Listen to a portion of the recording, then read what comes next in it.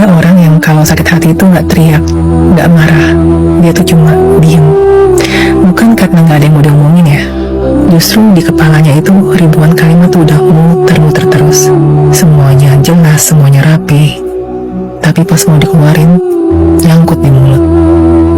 Akhirnya ya udah dipendam aja, dan pelan-pelan pun jadi kebiasaan. Jadi kayak tombol otomatis. Ketika disakitin, ya tarik diri. Ketika dikecewain, ya diam. Sampai lama-lama orang lain pun salah paham. Dikiranya dia dingin, dikiranya dia nggak peduli. Padahal sebenarnya hati dia itu penuh dengan badai. Tapi badai itu nggak pernah dikasih izin untuk keluar. Dalam psikologi ini namanya emotional withdrawal. Cara tubuh buat bertahan dan cara jiwa buat bilang diam itu lebih aman loh daripada disalahpahami. Makanya kalau ada drama, tarik ulur, permainan ego, orang kayak gini gak bakal ikut-ikutan.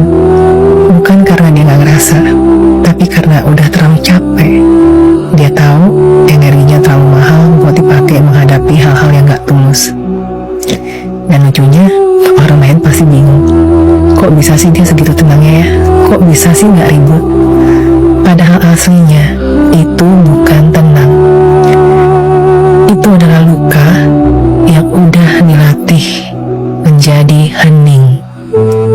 Dan yang bikin nyesek, orang kayak gini sering mikir, toh gak ada yang bakal bener-bener dengerin gue. Jadinya makin lama dia makin nutup. Padahal dia bukan batu loh, dia juga bukan es. Dia cuma manusia yang pernah terlalu sering ngerasa salah, ngerasa gak dimengerti, sampai akhirnya dia percaya bahwa diam lebih aman. Dan yang dia butuhin bukan dipaksa ngomong, bukan juga dicecar biar jujur. Dia cuma butuh satu, rasa aman. Seseorang yang bikin dia berasa, gue boleh buka suara di sini dan gak akan disalahin.